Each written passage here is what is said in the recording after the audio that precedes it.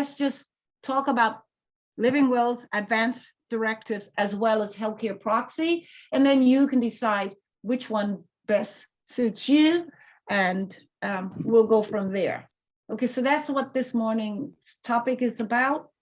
So let's go in there and find out about living wills, followed by advanced directives. Okay, anybody remember this case? Oh, yes. Mm-hmm. I remember the name. You do. Who wants to talk about it? Oh, well, you know what? I'm not going to talk because people think I talk too much. So. No. Nobody. I remember that the parents were wanted to keep her alive. She had a brain injury or something to do with her brain, and the court, somebody took them to court to cut her off the Life support. Respirator. Her husband. yeah. Her husband did it. Yeah. That was And, the saddest case I ever seen in my life. It was real sad, and it was So a big mess. Right, she had an irreversible brain damage. Mm-hmm. Sustained for 8 years on a respirator until her parents secured permission from a New Jersey court to disconnect life support. After it was disconnected, however, Quinlan did not die, but instead lived what? Another 10 years, sustained by a feeding tube.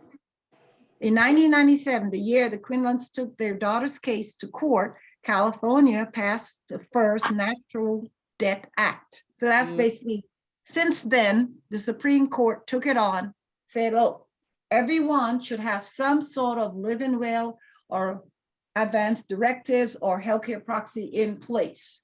It could happen to any of us. You're right. We're moments away from that. And here's a picture of her. She was just 21 years old. I think she overdosed on alcohol and tranquilizer at that time. And she died at 31, 10 years later. So state law may change at any time through the enactment of newly signed legislation or voter approved ballot initiatives, or through other means. You may want to contact the District of Columbia healthcare attorney or conduct your own legal research to verify the state laws. So this, I'm just showing this as a disclaimer. Everything that's I've got it from the internet. However, don't go, rely on this. Contact the District of Columbia healthcare attorney if you feel that you'd like to move ahead and make a decision on what you should have in place. Okay.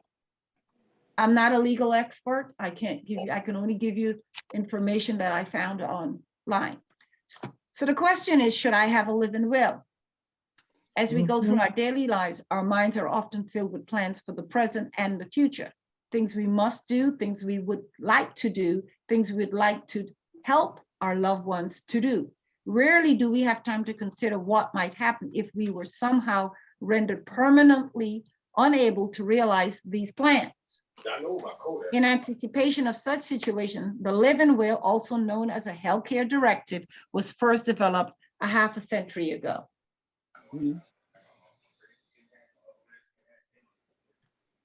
Okay, so that's the decisions we're all facing today. Some of you have already made that decision, others have not.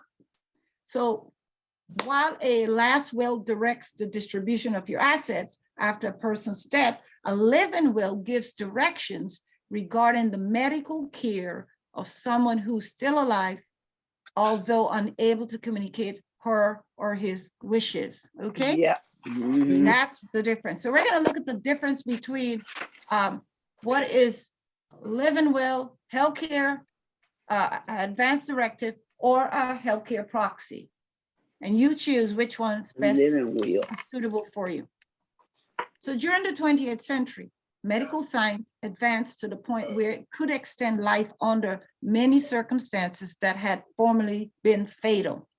In some cases, such as with kidney dialysis, organ transplants, the treatments could significantly extend life while allowing patients to remain alert and active in many of their normal activities. Yep, science is doing that. All right, other treatments, however, left patients in much more limited condition, keeping the body alive, but unable to restore movement or brain activity. This consistent vegetative state. The person is alive in a way a plant is alive, but cannot move, speak, or exhibit any signs of cognitive activity. Anybody experienced that with a loved one? Yeah. Yes, You have to go in, anybody had to go in there and make a decision for that loved one?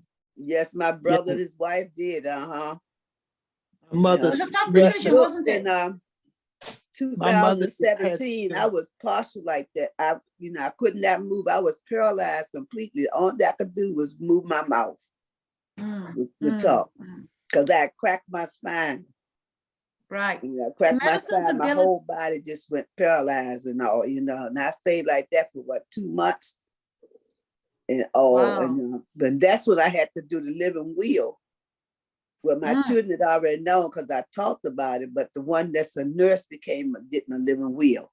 And the one that's a teacher is the ones in charge and my money. So what I'm still in the process trying to do is go to and put it all on the paper.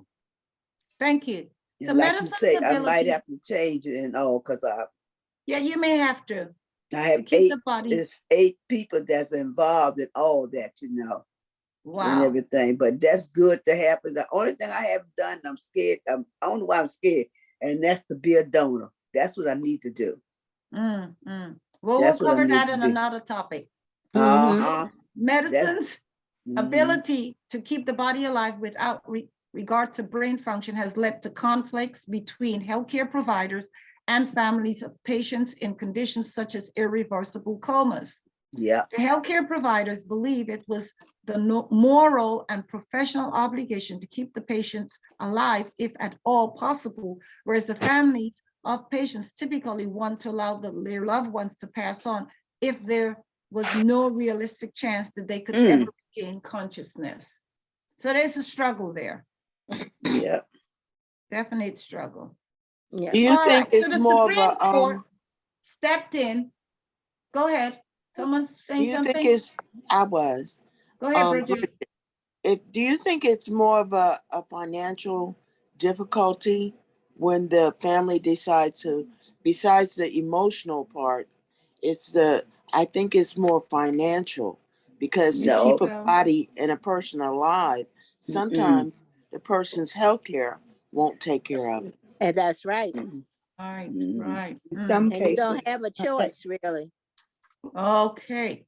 So in 1990, the Supreme Court recognized a patient's rights to refuse life-sustaining treatment, including food and water, as long as that wish is expressed in a valid written document that complies with applicable state laws. And they're saying Cruzan versus director of the MDH. Today, most states have living will statutes and others allow patients to control through an advanced health care directive, the care they'll receive if rendered incompetent.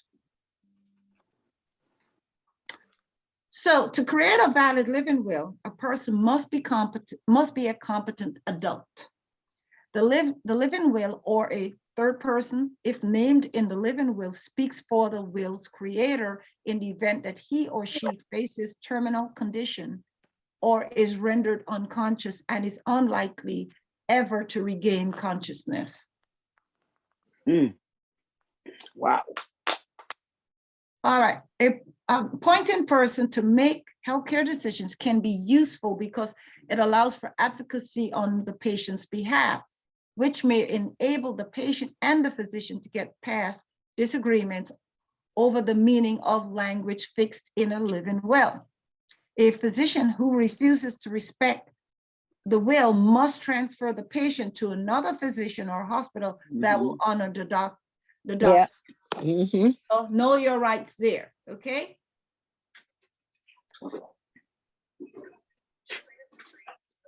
All right. Living wills exempt physicians who follow them from civil or criminal liability as long as the care directives comply with reasonable medical standards. The laws on living wills, however, do not allow civil or criminal remedies for healthcare providers' refusal to end life-sustaining treatment. It is therefore important to draft the document with care. You can get started on a living will tailored to you according to your state's law with our easy to use forms. Now, I did download I have access. I will show you DC's form, okay? Towards the end of it, I will show you where they're gonna get that form. Very easy to complete. All right, so again, the doctors involved in the patient's care they have immunity, right? In the event that they have to make the best choice. In a living will, also called a healthcare, it is technically not will, but rather a legally binding document to which caregivers and healthcare agents may refer if the patient is unable to provide consent. So the state living will laws regulate what is required for a valid living will and the limits of what an individual may request. All right, so when you're making a living will, it is a personal decision, like becoming an organ donor, like Thelma mentioned earlier. The decision requires contemplating imminent death or permanent unconsciousness. Conditions it may be hard for us to imagine. I know it is for me. Yet the impact of such a condition on our loved ones is something we may better be able to picture. The emotional and financial costs of being kept alive, which is what Bridget mentioned, when there's no real chance of recovery, can be what? Severe, right? Bridget, that's what you mentioned. Yeah. Avoiding depletion of an estate that could be passed to loved ones was and is a primary reason for the creation of living wills. So those hospital bills have to be paid, right? You empty out everything to stay alive when you know your brain will never be Working again. Or do you just go peacefully and allow your loved ones to get, that's a tough decision. Yeah, that's the way I would want to go. I wouldn't want to. Uh-huh. Yep, right. So the living will is just one form of planning for the end of life. It supplements a regular will, which becomes effective at death. In a sense, a living will is insurance against the frustration of the regular will, as it serves to prevent the will's creator from being sustained on the brink of death, as the assets would otherwise pass through the will are drained on medical expenses. Again, it has to do with funds. So a living will can be treated though as part of the estate planning. When you're doing your estate planning, you also include in there the living will, okay? Or you can do it by itself, it could be separate. Even if no decisions have been made regarding a last will and testament or trust, one can still have an advanced health care directive prepared as much or as little details as preferred. See, and if you don't have a will in place, please get this one. Make sure this one is in place. All right, so the District Columbia, we're going to look at the District Columbia laws because this is what is applicable to you all. All right, so any medical procedure or intervention which would serve only to artificially prolong the dying process and where death will occur, whether or not such procedures are utilized, does not include medication or any medical procedure necessary to alleviate pain or provide comfort care. So this falls under this natural death code S61. They're saying that this is known, this would fall onto it, any medical procedure, okay? Intervention that would serve only to artificially prolong the dying process where death would occur. So what are they saying? The legal requirements for living well must be 18 years or older, It must be in writing. It Mhm. must be dated. It must be Must be signed. signed. It has to be in the presence of 2 or more witnesses over the age of 18. And the Mhm. declaration should be substantially the statutory form, which is the form I'll guide you to in a little while. Revocable. Okay, is it? At any time. So you could change your mind. Okay, by any concurrent without regards to the declarant's mental state. By either destruction of the document, written revocation signed and dated, verbal expression or intent to revoke in the presence of an 18-year-old witness, desires of qualified patient at all times supersedes the effect of the declaration. So even if you make it today and you change your mind next week, it doesn't matter. Put one in place. You could change it. All right, the physician must effect a transfer, and failure to do so shall constitute unprofessional conduct. This is the law saying this, must effect a transfer. If he or she, the physician, can't handle it, they need to, here, get this patient, another doctor needs to Okay. do it. Uh-huh. Mhm. Or another hospital, Yeah. right? Yeah. Not happy. Mhm. Yes. All right, so that's basically what a living will is. We cover the rules of what takes place. Now we're going to look at a healthcare proxy, which is somewhat different in many Yeah. ways. And we're going to look at that now and look at the difference between. First, we're going to look at what is a healthcare proxy, and then we're going to look at the difference between a healthcare proxy and advance directive. Mhm. Okay, so a healthcare power of attorney is a legal document that lets you grant another person, your healthcare agent, the legal authority to make medical treatment decisions Oh, yeah. on your behalf if you're unable to do so yourself. Typically, this is when your attending physician determines that you are incapacitated. Depending on where you live, a healthcare agent may also be known as a healthcare proxy, healthcare representative, healthcare surrogate, attorney in fact, or something similar. In the district though, it comes under healthcare proxy. That's how it's labeled. So in the case of a healthcare proxy, a trusted loved one will be given the responsibility.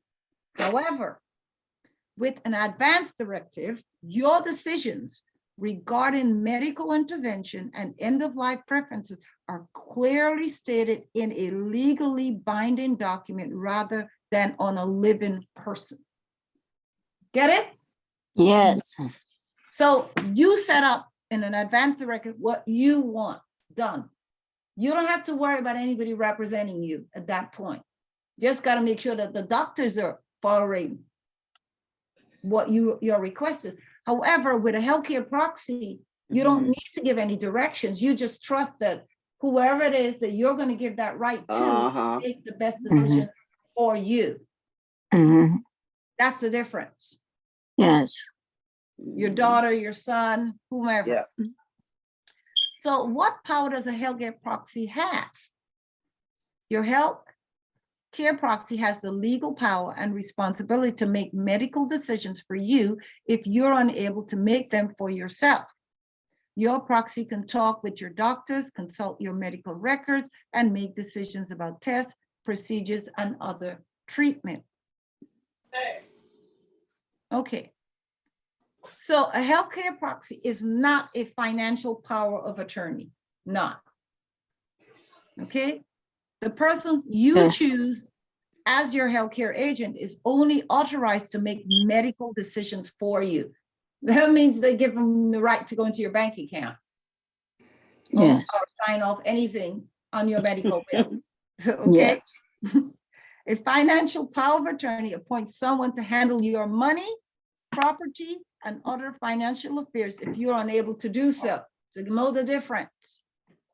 If you want to designate someone to make your medical treatment decisions and another to handle your finances in the event you're unable to do so, consider using what is called fine laws DIY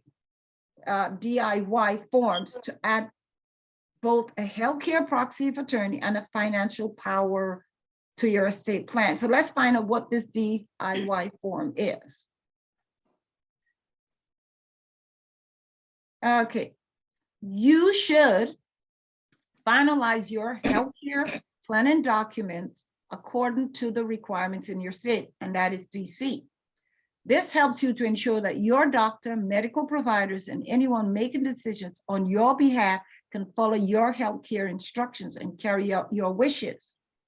States may have different requirements for filling out and finalizing healthcare planning forms. This generally means that you must be of sound mind when making your healthcare plan and sign the form in the presence of qualified witnesses or have it certified by a notary public.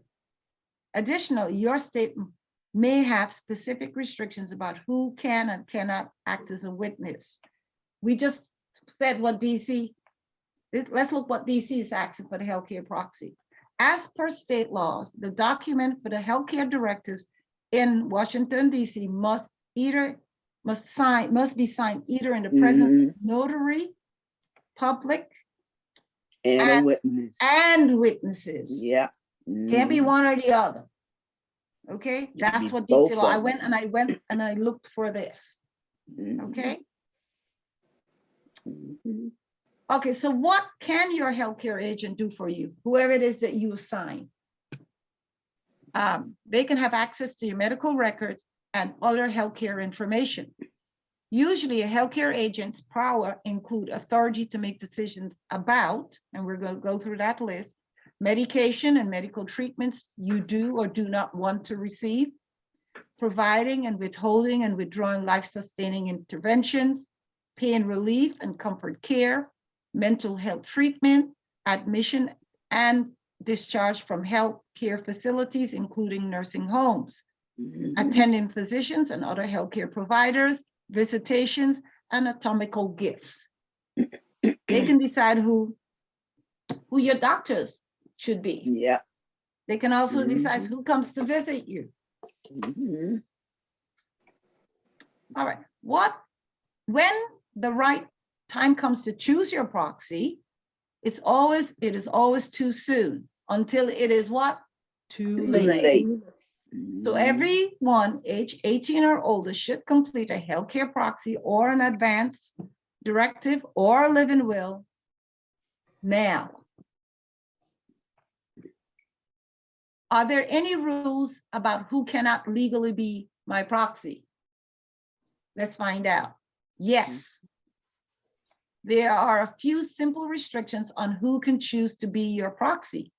You may not choose someone under the age of 18. If you're a patient in a healthcare facility, you may not choose an employee of that facility unless that person is a relative. You may not choose a member of your current healthcare team, doctor, nurse, etc. In over half of the states, you may not choose someone who's potential beneficiary of your estate or someone who's financially responsible for your healthcare. Your proxy can only make medical decisions for you, not decisions related to your personal or financial affairs. Again, be sure to check your state rules. So we found out what DC is, right? This is what DC is recommended. What if I want to change my proxy? And you said that, Thelma, it's time you may want to change, right? Sometimes people change their minds about who they want to be their proxy. Maybe the person they choose moved away, or the relationship changed, or for any reason, the person no longer feels like the right one for the job. And that happens. It is okay to change.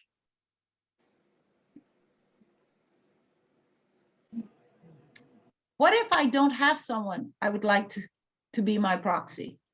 Okay, someone may not come to mind immediately. Remember that your proxy doesn't have to be a family member. It could be a friend or a more distant relative or someone at your place of worship. Yep. Even if you don't appoint a person to be your healthcare proxy or your agent, it's a good idea to complete the proxy form, listing the medical treatments that you would or would not want if you become terminally ill and unable to make your own decisions. So they say if you can't find somebody, then go with the advanced directive.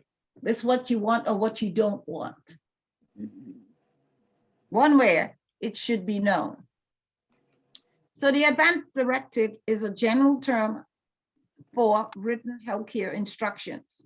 That's if you can't find someone or you don't want someone to make those, you can state them on your advanced directive.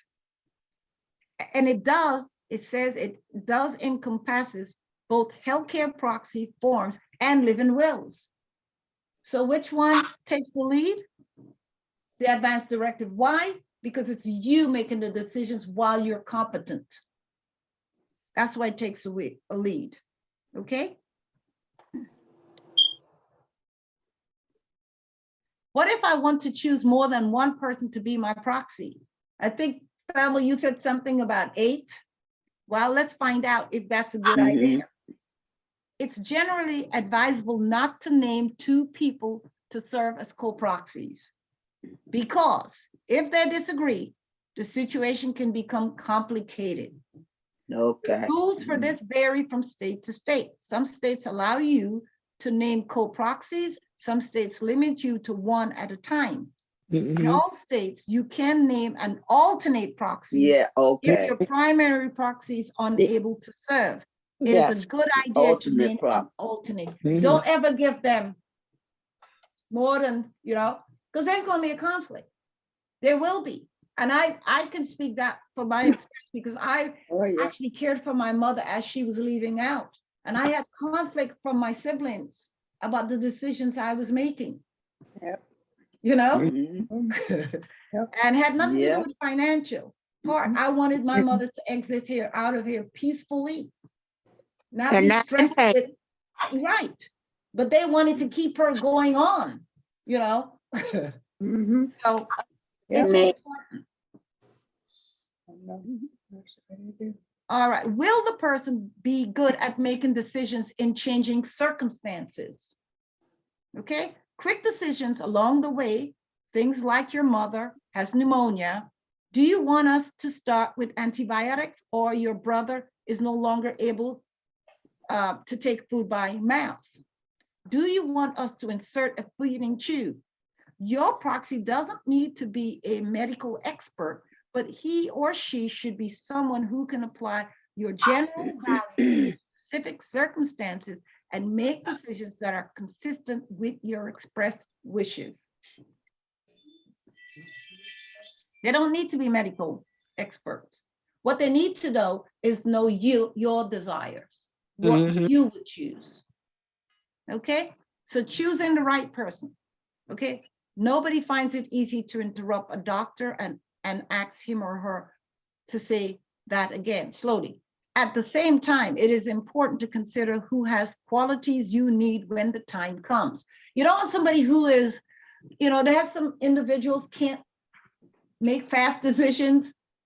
They have to, let me think about it. They have to go home, think about it. You need somebody who's sharp, who's a thinker and making good decisions when they're on, In other words, you don't, what was it?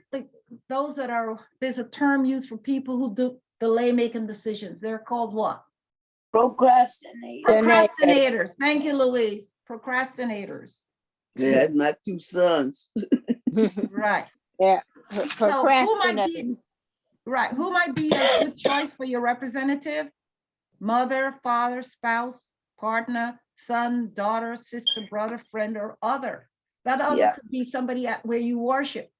Son and daughters. Okay.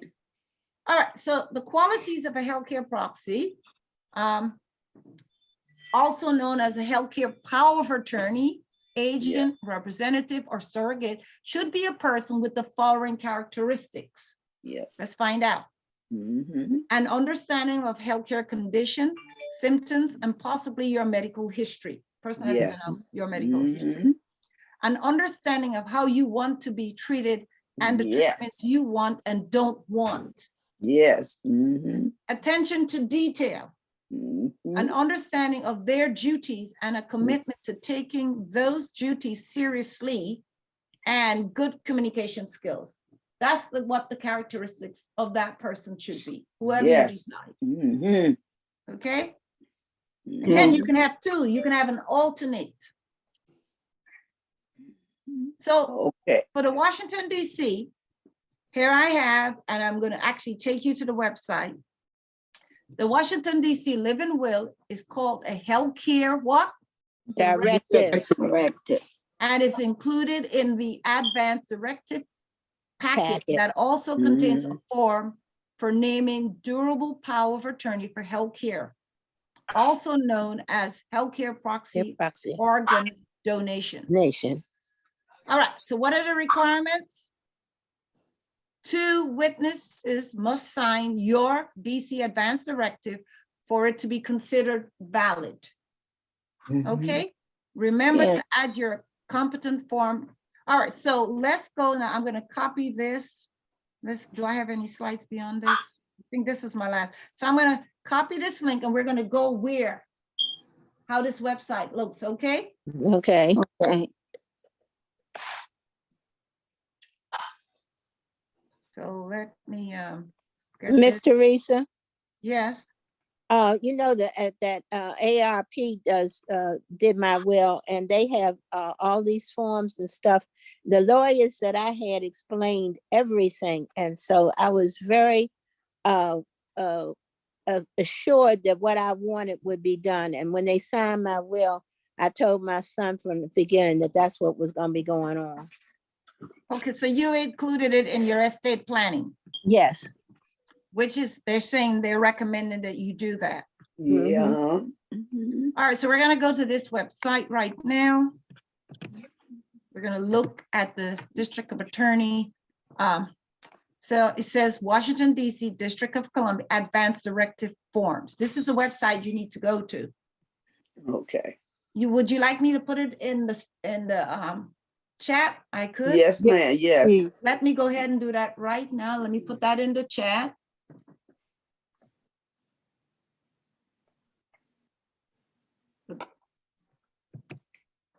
So I'm sending it off. I mean, if you don't use this link, you can always go to Safari, and in Safari, in the search window, just putting healthcare proxy advanced directive DC. Make sure you put in DC because you want to get the right one.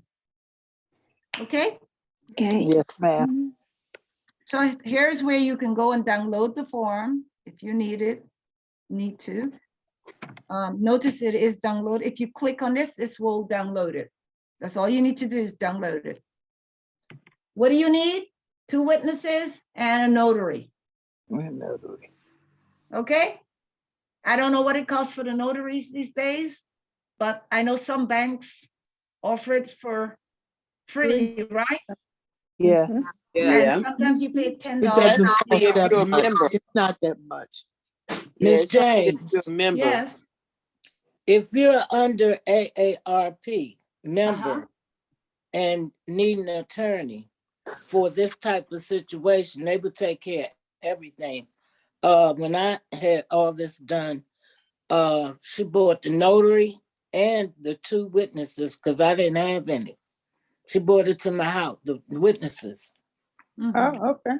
Wow. Yeah, and the notary. Thank you, Dana. Thank you for sharing. Do you have the number, please? For AARP, AARP, No, for the people you talk to, Dina. that was the under AARP. AARP. Oh, You okay. talk to them and they will Yeah, they would do put it. you in contact with an attorney Do we and have they to will pay start them? work.